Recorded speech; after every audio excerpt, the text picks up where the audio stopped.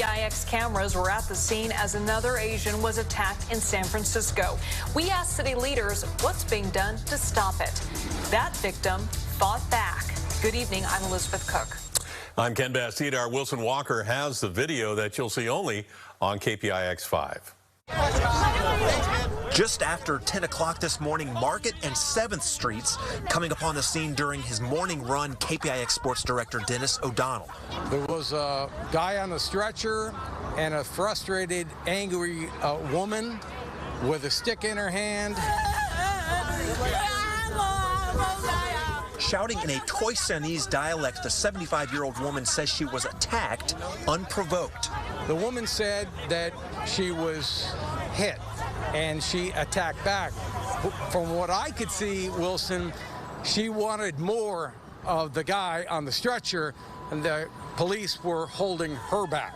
Police now say there was a second victim this morning, an 83-year-old Asian man. A 39-year-old man is now being investigated for both attacks, and police say they are working to determine if bias was a factor. We have to do our jobs. We have to investigate these cases with all resources brought to bear, and we need to make arrests, which we've done that. Today, both the police chief and the mayor highlighted the arrests made in connection with previous attacks in the city, promising more targeted patrols. We need to understand not only what was going on and why those attacks occurred, because in some cases they didn't include any robbery or theft. As for one case that did include robbery, police have announced 3 arrests in connection with the violent attack caught on camera in a San Francisco laundromat.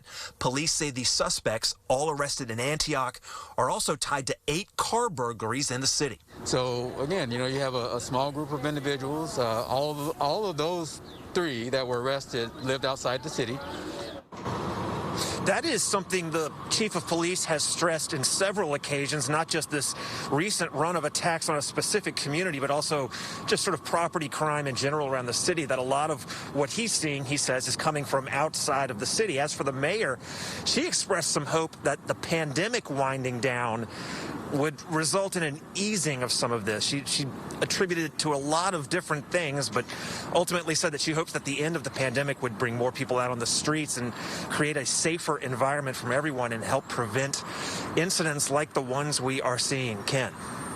All right, yeah, a lot of anger out there, a lot of hate.